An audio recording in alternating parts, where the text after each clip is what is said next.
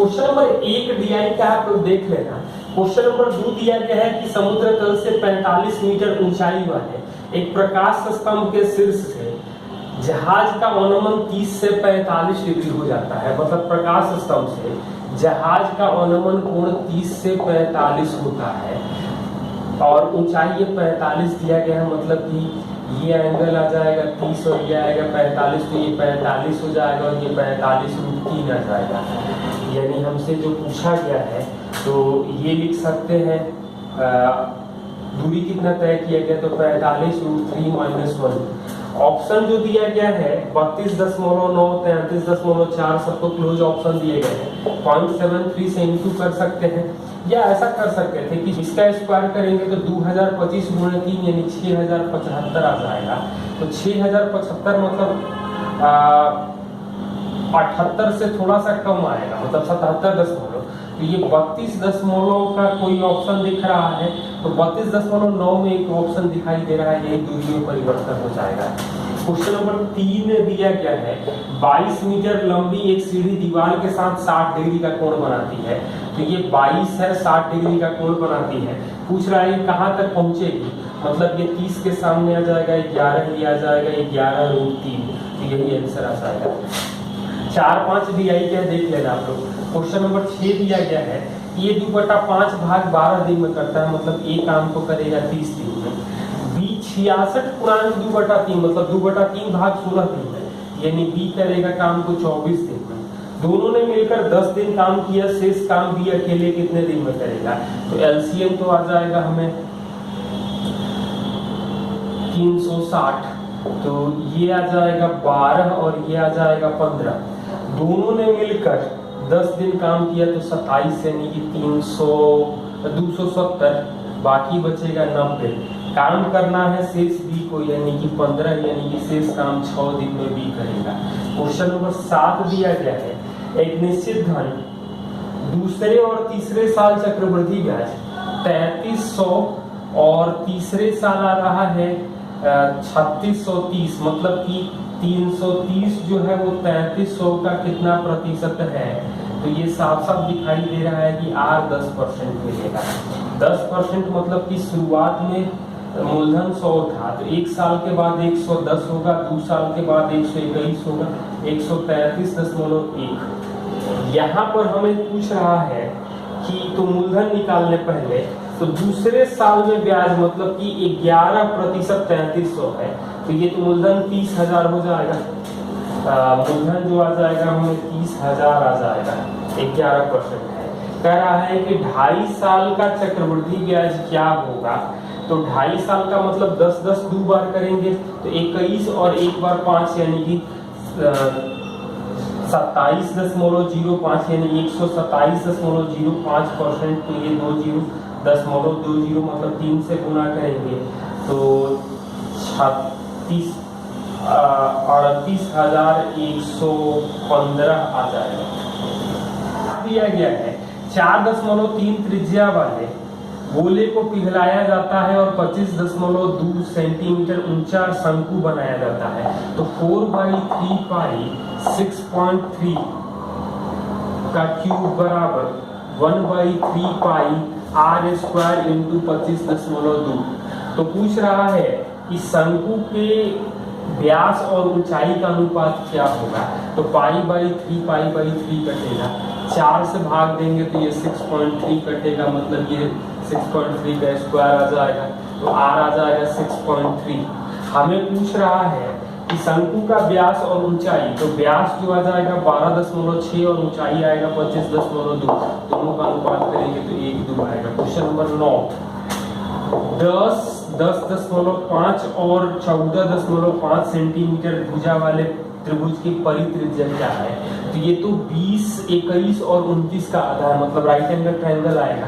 तो ये परित्रिज्या जो भी होगा वो 14.5 का आधा होगा, मतलब 7.25 centimetre. Question number 10 √x + 1/√x दिया गया है 3। x² मतलब हमसे पूछा गया x² - 47 का मान क्या होगा। तो x + 1/x जो आ जाएगा वो 7 आ जाएगा, x² + 1/x² आ जाएगा हमें 47। X power 4 minus 47 x square जो आ जाएगा वो माइनस 1 आ जाएगा। तो 11 दिया गया है, विभाजन विधि द्वारा HCF निकालने पर भागफल जो मिल रहा है वो 1, 8 और 2 मिल रहा है और अंतिम भाजक 105 है। मतलब यहाँ शेष 0 आएगा तो ये 210 आ जाएगा। तो यहाँ पर ये तो 210 आएगा, तो 8 1680 और 105 है तो 1785 आएगा। यहाँ 1785 आएगा, 210 जोड़ना होगा मतलब एक बार में, तो जो दोनों नंबर आएंगे वो 1785 प्लस 210 एक नंबर आएगा और एक नंबर 1785 आ जाएगा। तो दोनों को जोड़ देंगे तो ये 35 ये दोनों जोड़ेंगे तो 3570 और ये 210 यानी कि 3780 इन दोनों का योग पूछा गया है, मिल जाएगा। क्वेश्चन नंबर 12, 13, 14 DI के है, देख लेना। क्वेश्चन नंबर 15 दिया गया है, एक विद्यालय में 60% लड़के और शेष लड़कियां हैं। मतलब बॉयज का 60 मतलब 3 और गर्ल्स का 40 यानी कि 2 का रेशियो कर सकते हैं। 20% लड़के फेल हुए, 65% लड़कियां पास हुई। कितने पास हुए? मतलब कि लड़के 80% पास हो रहे हैं, लड़कियां 65%। तो 5 के लिए दिख रहा है 15, मतलब 1 के लिए 3, 3 के लिए 9 यानी कि 74% जो होंगे वो पास होंगे। हम लोग फेल से भी निकाल सकते थे और 100 से घटाना पड़ता। क्वेश्चन नंबर 16 दिया गया है, एक पार्क त्रिभुजाकार है जिसकी भुजाएं 35, 53 और 66 हैं और 9 रुपया 25 पैसा प्रति मीटर स्क्वायर की दर से समतल करने का खर्च क्या आ जाएगा? तो 88 और 66 154 यानी 77, 11 ये 42 आएगा, ये 24 मतलब 11 गुणे 7 11, 7 गुणे 6 4 गुणे 6 मतलब 11 गुणे 7। एरिया की अभी हम बात कर रहे हैं, तो 11 गुणे 7 6 गुणे 2। अब खर्च की बात करें तो यहीं पे हम लोग गुणा कर दे रहे हैं, 9.25 को लिख सकते हैं 37/4, तो 4 12 से कटेगा 3 मतलब 77 गुणे 111।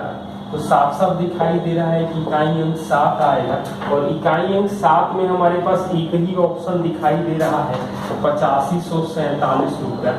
आप लोगों को हम पूरा गुणा करना है तो कर सकते हैं, या ऑप्शन में सीधे 37 से चेक कर सकते थे कि कौन मल्टीपल है। यदि एक ही मिलता तो कोई जरूरत ही नहीं पूरा करने की होती।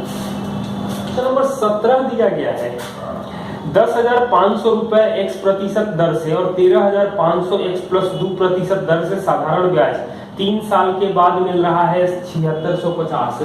तो 10,500 x 1 साल की ही बात कर रहे हैं, 13,500 x प्लस 2 दर से 1 साल का, और टोटल साधारण ब्याज 1 साल में आ जाएगा 2550 रुपया। 3 साल में 7650 है, तो 2 0 तो हर जगह कॉमन करके काट सकते हैं। तो ये बचेगा क्या? मतलब 105x और 135x प्लस 270 आ रहा है 2550। अब 240x प्लस 270 है बराबर 2550, मतलब एक 0 तो काट सकते हैं। 27 घटा दें तो मतलब 228 आ जाएगा। x का वैल्यू आ जाएगा 228/24 यानी कि 9.5, 19/2 आ जाएगा। आप लोग भाग देके देखें। और यही पूछा गया है कि पहले पर क्या है, तो पहले पर x है, दूसरे पर ब्याज की दर क्या है, बढ़ा देना होता। ए ने व्यवसाय में 20 से 6 लाख अधिक निवेश किया, तो लाख को छोड़ दे रहे हैं। ए बी, तो ये x होगा तो x प्लस 6 लाख, बी 7.5 महीने के लिए मतलब 7.5 और 1.5 महीना ज्यादा मतलब 10, तो ये 4 और ये 3 आ जाएगा। लाभ दिया गया है 12,40,000 में, बी को ए से 2,48,000 कम मिल रहा है, मतलब 12,40,000 और 2,48,000 का रेशियो करेंगे तो ये 5 1 आएगा, मतलब ये 3 2 आ जाएगा। तो हम लोग ये कर सकते हैं 4x प्लस 24 बटा में 3x जो आएगा वो 3/2 आएगा, मतलब 9x और 8x प्लस 48, तो x आ जाएगा हमें 48 लाख, क्योंकि ऑलरेडी हम इसको लाख 6 लाख था तो लाख लिख रहे हैं, तो ये क्या जाएगा 48 लाख। x एक छोटी संख्या है जिसे 16, 24, 30, 36, 45 से विभाज्य है और x एक पूर्ण वर्ग है, तो ये भी हम लोगों को ध्यान रखना होगा। तो मतलब 16 गुणे 9 गुणे 25 कर दें तो 3600 आ जाएगा। कह रहा है कि 3600 सबसे कटेगा, 123 से भाग दे रहे हैं तो क्या शेष बचेगा कि ये 9 का मल्टीपल है, ये 3 का मल्टीपल है, मतलब ये भी 3 का मल्टीपल है, ये भी 3 का मल्टीपल है, तो जो भाग देंगे तो शेष जो आएगा वो 3 का मल्टीपल ही आएगा। तो एक ही ऑप्शन दिखाई दे रहा है, क्योंकि ऑप्शन जो दिया गया है वो 140, 103 और 33, तो 33 आंसर हो जाएगा। अदरवाइज आप लोग भाग दे के भी देख सकते हैं और शेष निकाल सकते हैं, लेकिन ये 3 का मल्टीपल है, ये भी 3 का मल्टीपल है, तो जो शेष आएगा वो भी 3 का मल्टीपल आएगा। नंबर 20 दिया गया है, बेलन की त्रिज्या और ऊंचाई 2, 3 में है, आयतन दिया गया है 202.125 और कुल पृष्ठीय क्षेत्रफल क्या होगा। तो ये लिख सकते हैं बेलन का आयतन, तो पाई r स्क्वायर मतलब 2x का स्क्वायर इंटू 3x आ रहा है 202 गुना 1/8। तो कुल पृष्ठीय क्षेत्रफल क्या आ जाएगा, मतलब 4/3 12 गुणे 22/7 x क्यूब आ रहा है, 1617/8 करेंगे तो 11 से भाग देंगे तो 2, 11 से भाग देंगे तो 147, 3 से भाग देंगे तो ये 4 और ये 49, मतलब x क्यूब जो आ जाएगा वो 49 गुणे 7/64, मतलब 7/4 आ जाएगा x का वैल्यू। यहाँ पूछा गया है कि कुल पृष्ठीय क्षेत्रफल क्या होगा, तो बेलन का कुल पृष्ठीय क्षेत्रफल होता है 2 पाई r प्लस h, मतलब 2 गुणे 22/7, r जो आएगा 2x यानी 7/2 और ये आएगा 7/2 2r, 3h मतलब 21/4 आ जाएगा। तो 7 से 7 तो कट जाएगा, 2 से 2 कट जाएगा मतलब 22, तो 11 गुणे 7 प्लस 21/2 तो 10.5 यानी 35/2, तो 385/2 करेंगे 192.5 सेंटीमीटर स्क्वायर आ जाएगा। तो इस दिया गया है 4 गुणे x माइनस 2 का स्क्वायर प्लस y माइनस 3 का square minus 2 into x minus 3 का होल स्क्वायर का न्यूनतम मान क्या होगा। तो इसका न्यूनतम मान तो हम लोग लिख सकते हैं साथ साथ कि 0 हो जाएगा, मतलब y का मान 3 है। तो ये 4x square minus 2x square मतलब कि 2x square minus 16x minus ये 16x आएगा और यहाँ पे 3 दूनी का 6 दूनी का माइनस प्लस हो जाएगा 12x 16 माइनस 18 यानी ये माइनस 2, y माइनस 3 को तो 0 भी रखें, मतलब कि 2x square minus 4x minus 2 का न्यूनतम मान क्या आ जाएगा। तो ऐसा कर सकते थे कि 2 कॉमन कर ले, x स्क्वायर माइनस 2x, 1 जोड़ दे 1 घटा दे माइनस 2 रहने दे, तो यानी कि मतलब ये माइनस 2 कर दे, तो इसका मिनिमम तो 0 आ जाएगा, यानी कि ओवरऑल मिनिमम जो आ जाएगा वो माइनस 4 आ जाएगा। और 22 दिया गया है कि A और B के बीच की दूरी 14 किलोमीटर है, एक नाव धारा के दिशा में जाती है और वापस आती है तो कुल 3 घंटा 44 मिनट लगता है। धारा की गति 2 है, मतलब 14/v प्लस 2 और 14/v-2, ये लग रहा है 3 घंटा 44 मिनट, मतलब 44/60 कर दें तो 11/15 आ जाएगा, तो 45 और 11 यानी 56/15 आ जाएगा, 14 से कटेगा मतलब ये 4/15, तो 1/v प्लस 2 और 1/v-2 आ रहा है 4/15। v का मान हम लोग क्या रखें, और ऑप्शन जो दिया गया है वो 8, 7, 7.5 और 6.5 दिया गया है, मतलब 8 रखेंगे तो 1/10 और 1/6 6 यानी 8/30 यानी 4/15 आ रहा है, मतलब 8 आंसर आ सकता है।